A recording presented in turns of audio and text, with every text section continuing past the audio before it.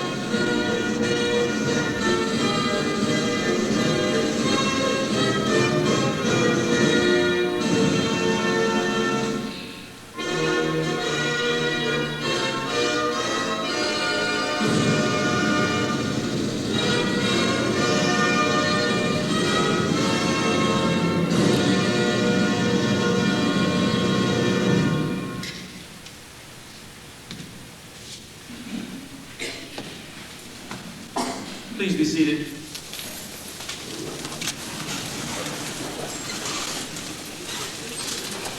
On behalf of Alabama Agricultural and Mechanical University and the Army Reserve Officer Training Corps, I welcome you to our annual commissioning program and to our university. For many of you, this day has been a long time coming.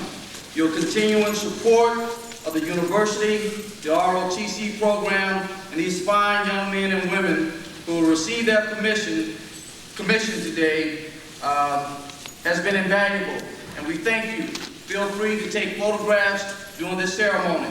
Now please welcome the Professor of Military Science, Colonel Curtis McDonald.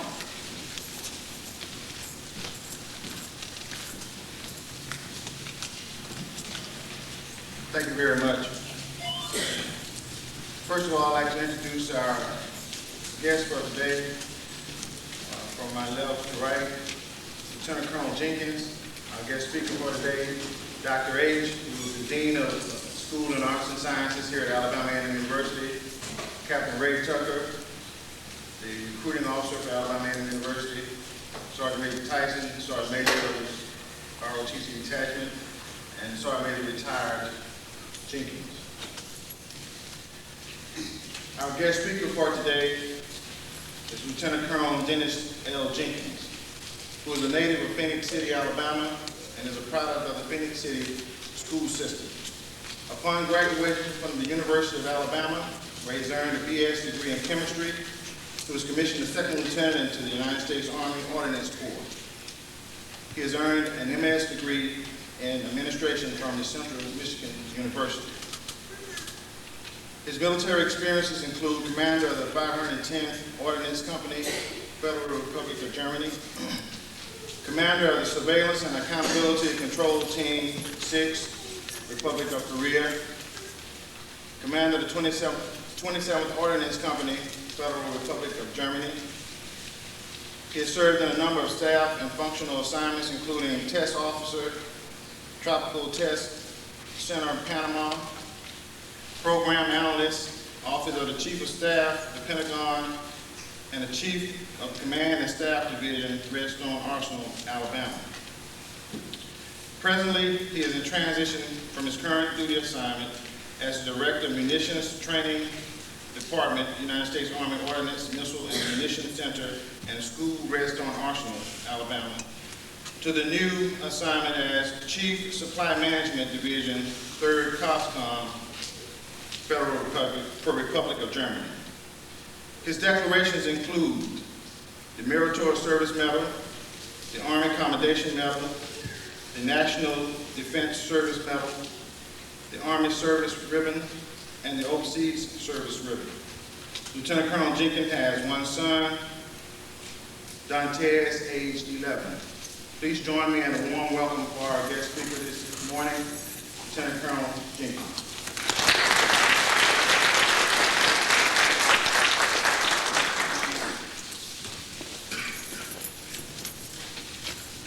Thank you, Colonel McDonald, for your warm welcome and your long introduction. One thing you forgot to do is, in this order of business, brevity is the buzzword, and I will be brief today. To Dr. H., Colonel McDonald, families and friends, and especially to our future leaders, good morning. I take this opportunity to thank this outstanding institution and the Military Science Department for extending to me this invitation to provide this commencement address. This is one task I do not intend to take lightly. Of the numerous courses from which I graduated, I did not concern myself too much with what the speaker had to say. I only wanted to hear the words, congratulations and thank you very much. I say that because I had my car packed, a full tank of gas, and the engine at the ready position. All I wanted to do was hit the road. I imagine most of you probably feel the same about speakers, therefore I will keep this short and to the point. But I will make you this one promise though. If my address exceeds 15 minutes from the time I stood up, I will take you and your families out to dinner tonight. That is, if you're still in town. Come sit down. Now turning to a more serious note, I decided to talk to you briefly, and I mean very briefly, on how I think we go about forging our leaders and civilians to take us into the next millennium. Before we commence forging ourselves for the next century, we must first make an assessment of our present status and determine what we desire to become or what we hope to achieve, to accomplish. When you decide to take a vacation, you determine how best to reach your destination, what articles of clothing to carry, what to participate in, etc., and etc. In other words, you make a plan, whether it is a written plan or a mental plan. Now ask yourself this important question. Why should forming myself as a leader and civilian for the next century be any different? It should not. Through the help of your instructors, both military and civilian, your counselor, family, and friends, you'll actually today accomplish the plan envisioned by your parents or maybe yourselves. Getting to this point was easy or simple. Simple from the point of needing only to decide a major and want to become an officer of the United States Army. All you had to do was fill out the question mark and fill in the blanks. Whether you like it or not, through your graduation today, and depending on the gold bars that you have rightfully deserved and earned, this nation deemed you as leaders. And because all of our leaders come from society, you're also indeed citizens. The military is just one of a few institutions which instantly places young people in leadership positions.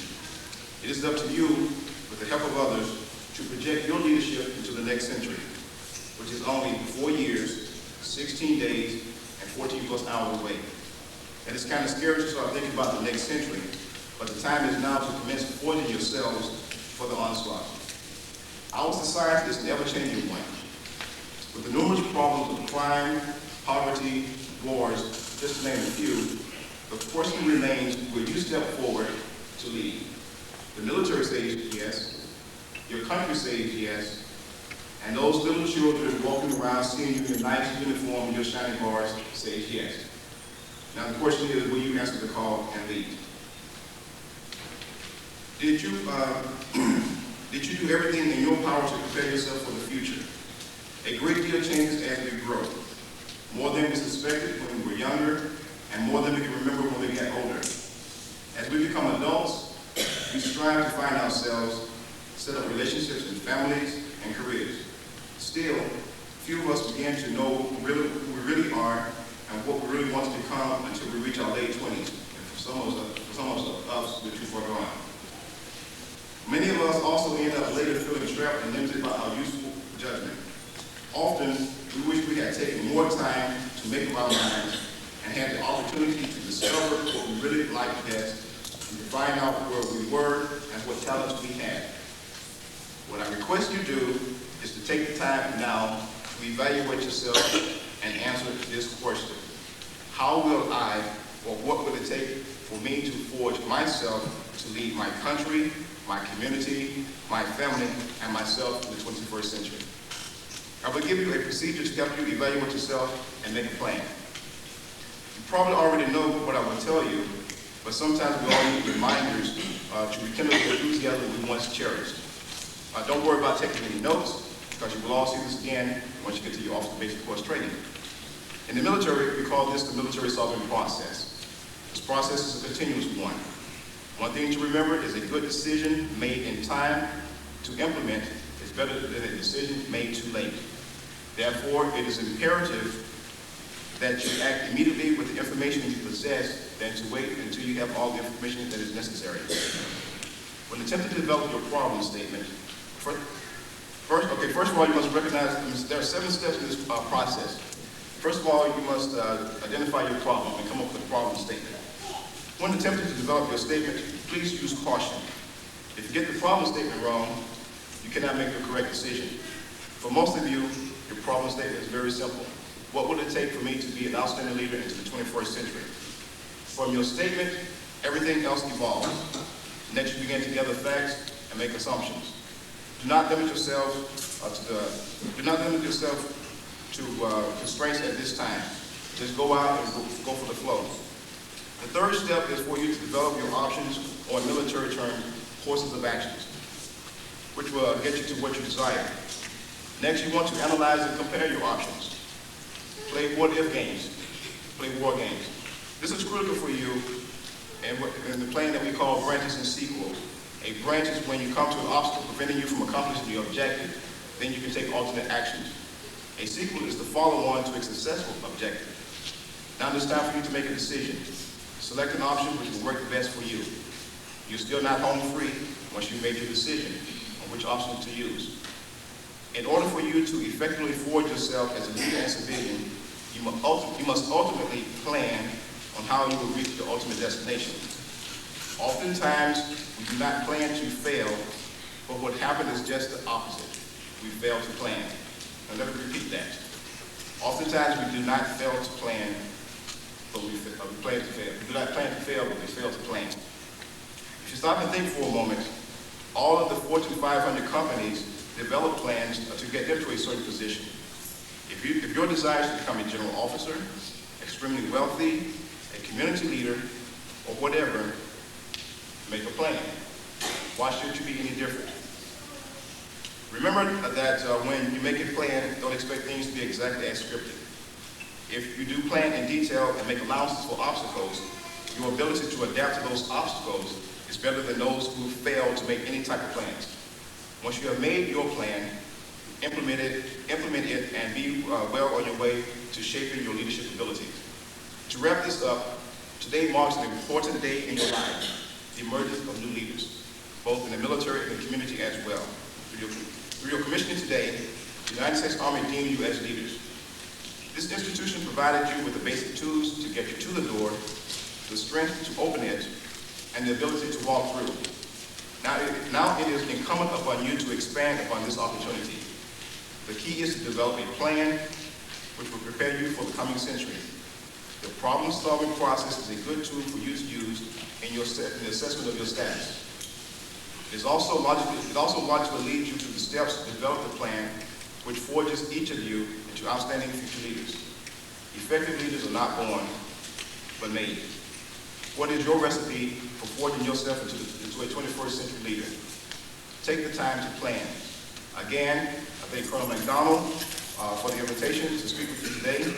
I congratulate each and every one of you on your achievements, and I wish you God's blessing, and I hope to see each of you in the 21st century as outstanding leaders in some capacity. Thank you very much for your attention, and best of luck.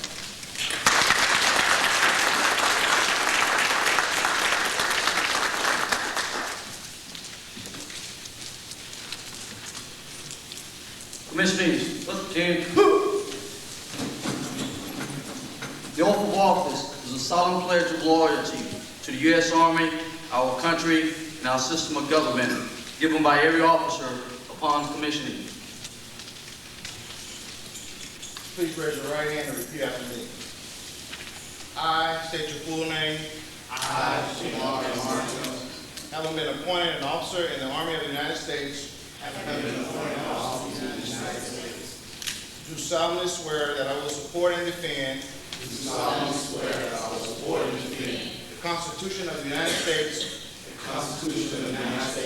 against all enemies, foreign and domestic, that I will bear true faith and allegiance to the same, that I take this obligation freely, without mental reservation, or purpose of evasion, and that I will well and faithfully discharge the duties of the office upon which I am about to enter.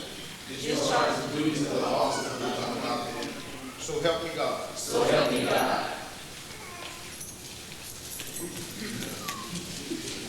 Please take seats.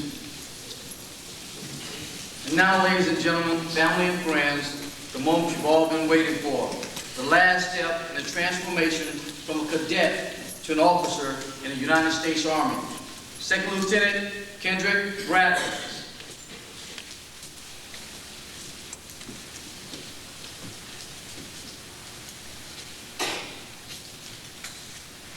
Please hands come up, please.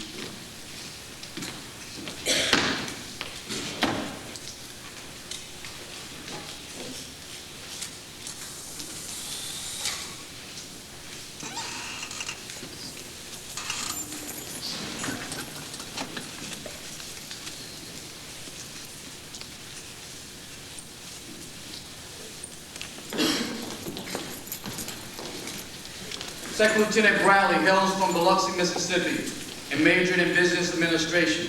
Dependent on his bars are his parents, Ernest and Patrice Bradley. Second Lieutenant Bradley is assigned to the Ordnance Branch and will attend the Officer Basic Course at Redstone Arsenal, Huntsville, Alabama.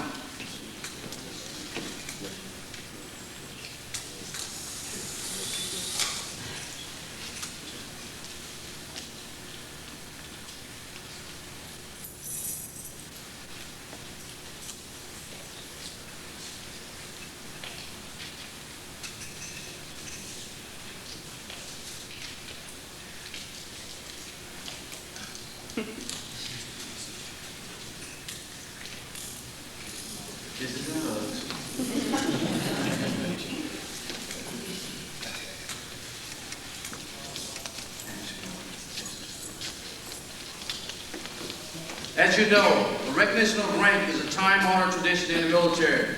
To acknowledge the significance of this right, newly commissioned officers give a silver dollar to the first soldier to render a salute.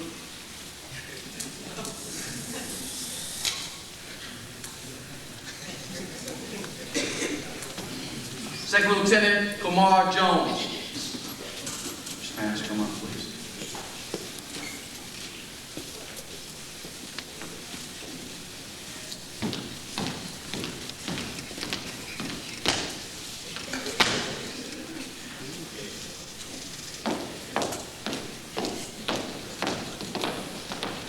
Second Lieutenant Jones hails from Philadelphia, Pennsylvania, and majored in finance.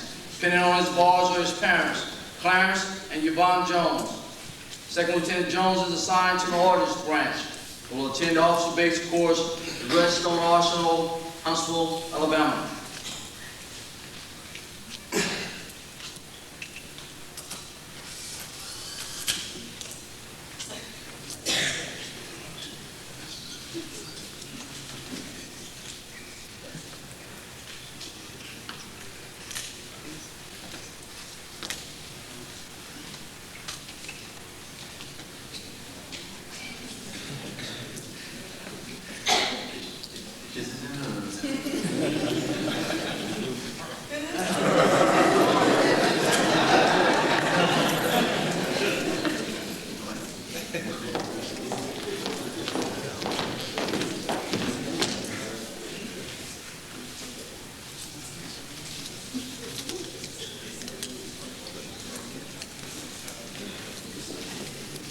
Second Lieutenant Yolanda Banyan.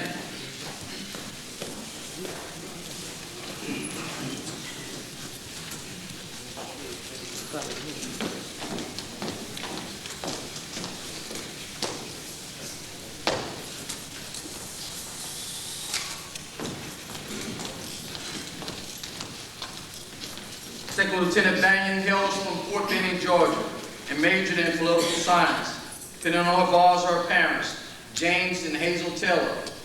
Second Lieutenant Banyan is assigned to the Ordnance Branch and will attend the Officer Basic Course at Redstone Arsenal, Huntsville, Alabama.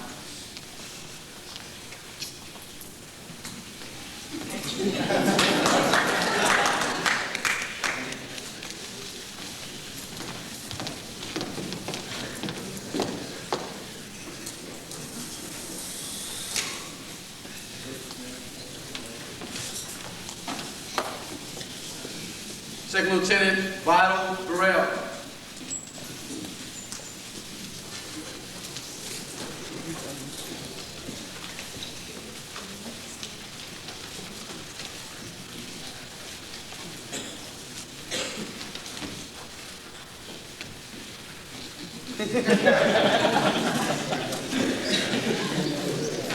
Second Lieutenant Burrell hails from Catherine, Alabama, and majored in elementary education.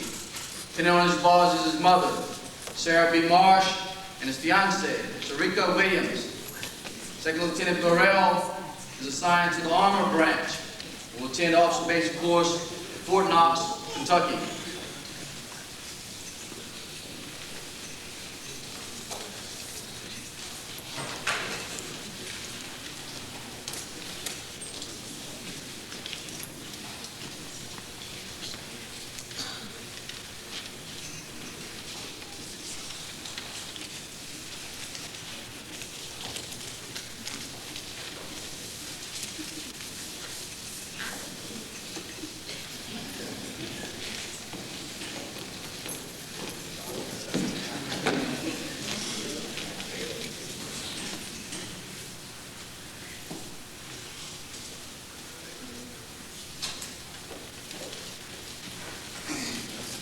Second Lieutenant Janetta Smith.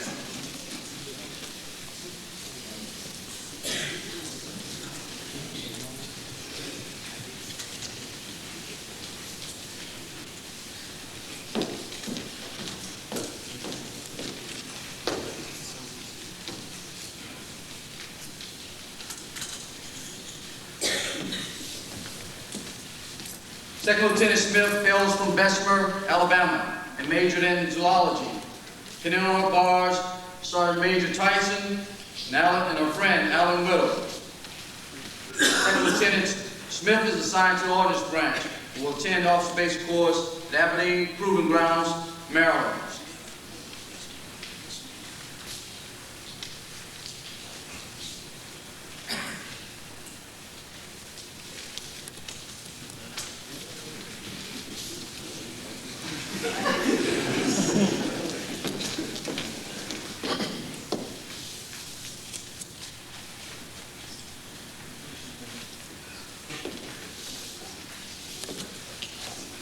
Second Lieutenant Melvin Sanders.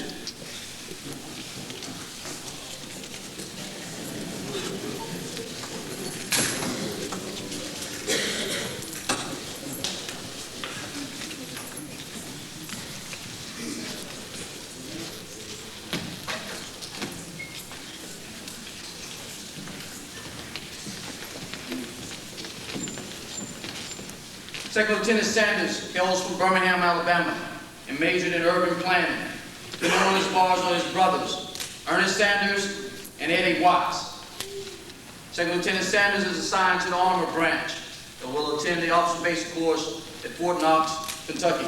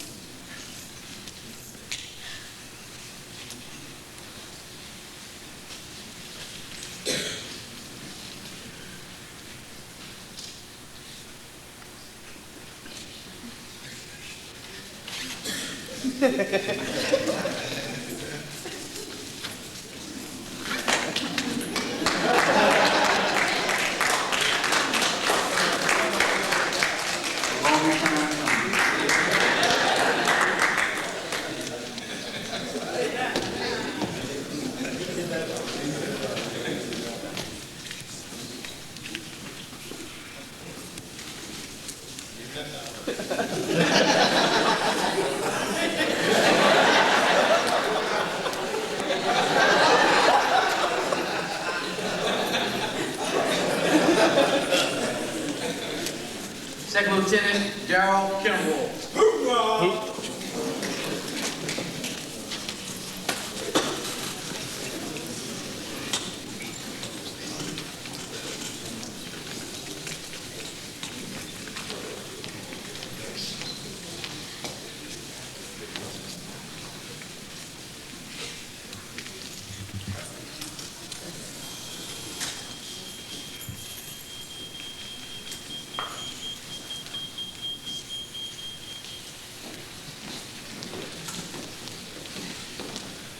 Second Lieutenant Kimball hails from Huntsville, Alabama, and majored in accounting.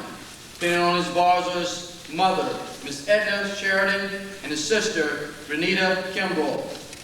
Second Lieutenant Kimball is assigned to the Ordnance Branch and will attend the Officer Basic Course at Aberdeen Proving Grounds, Maryland.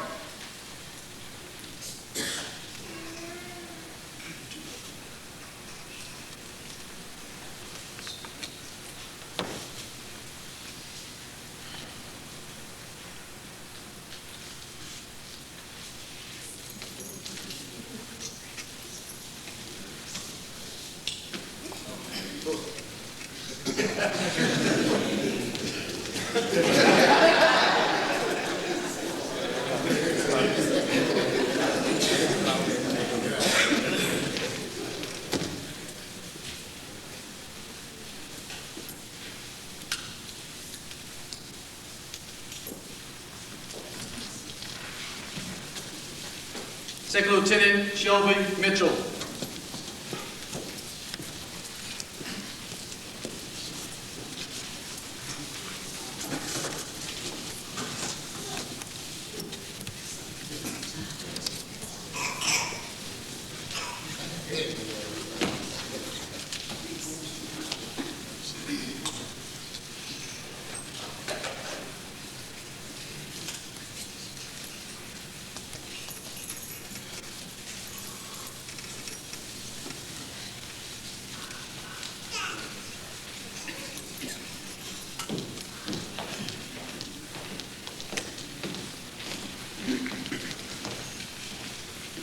Second Lieutenant Mitchell hails from Phoenix City, Alabama, and majored in business management.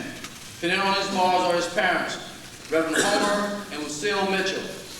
Second Lieutenant Mitchell is assigned to the Adjutant General Branch. Will attend the Officer Basic Course at Fort Jackson, South Carolina.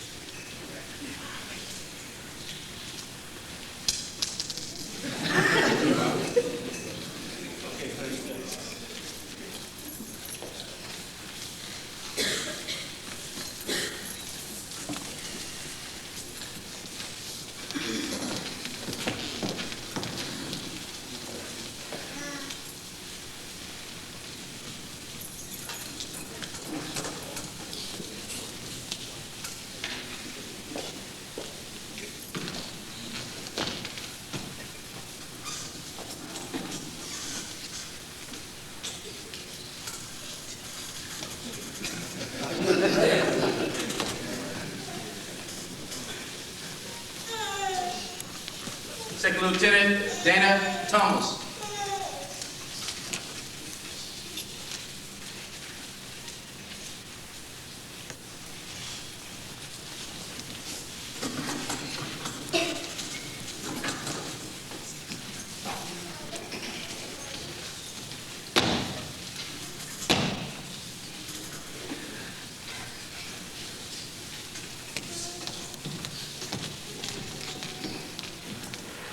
Second Lieutenant Thomas hails from York, Alabama, and majored in agribusiness education. Pinning on his bars are his parents, Johnny Thomas and Lois Williams. Second Lieutenant Thomas is assigned to the Transportation Corps. Will attend Officer Basic Course at Fort Eustis, Virginia.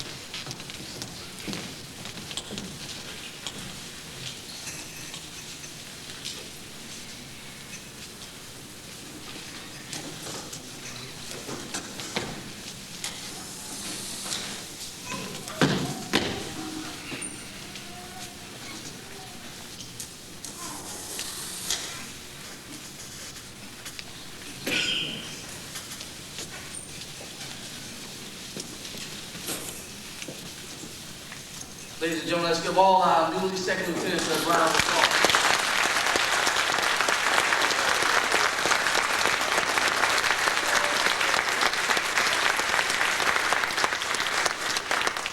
Ladies and gentlemen, it's now my privilege to present Dr. Amos H., the Dean of the School of Arts and Sciences.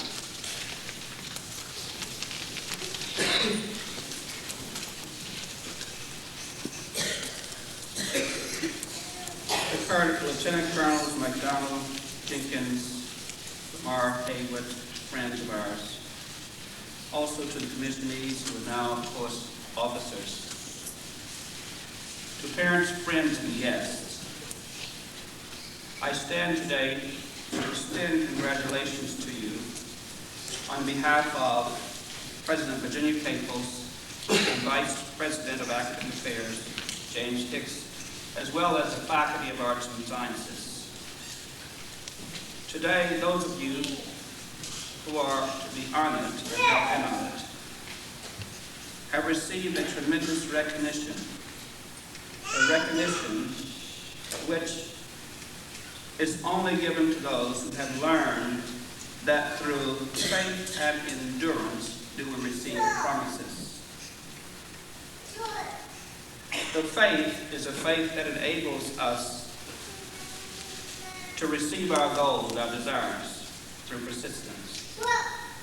The endurance enables us to sustain ourselves from the pain of travail which so often tries to abort our dreams.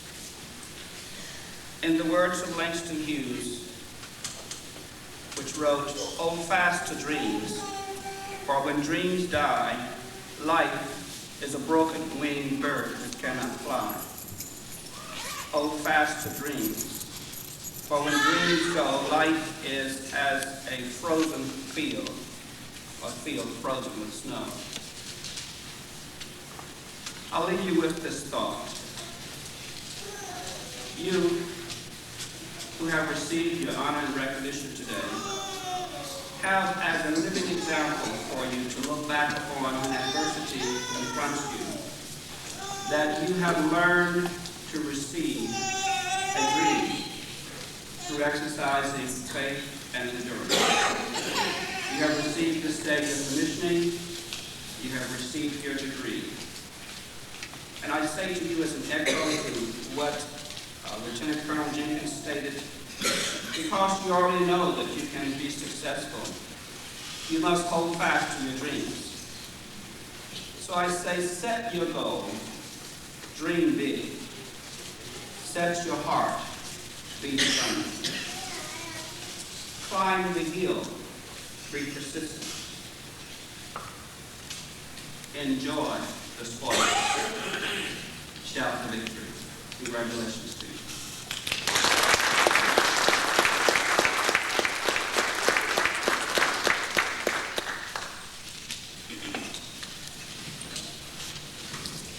Thanks to Dr. H for those kind words of wisdom from the university, who always shows their support for the ROTC program. Thanks to Lieutenant Colonel Jenkins for his great words of wisdom. And also, I'd like you to join me one more time in a round of applause for our commissionees this morning.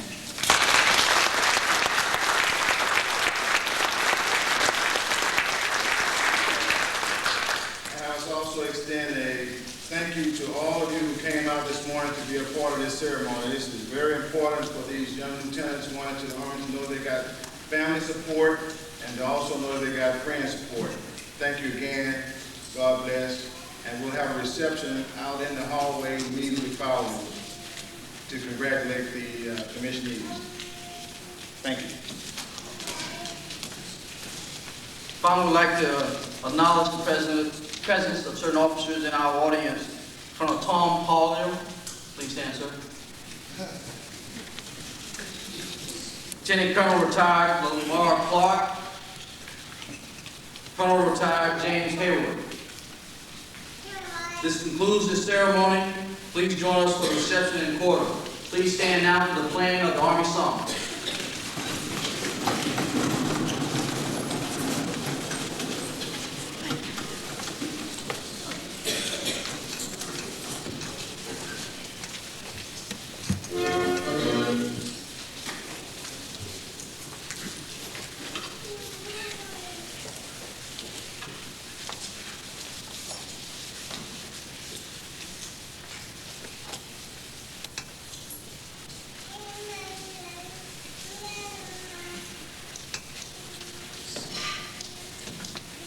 Ladies and gentlemen, please stand for the departing official party.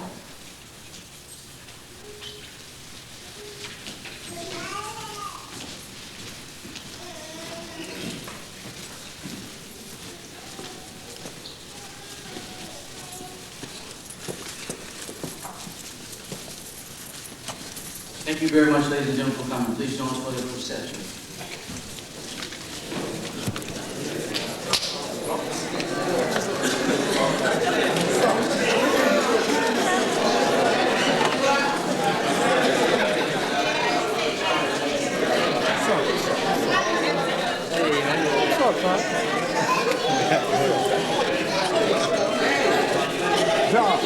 Ook binnen.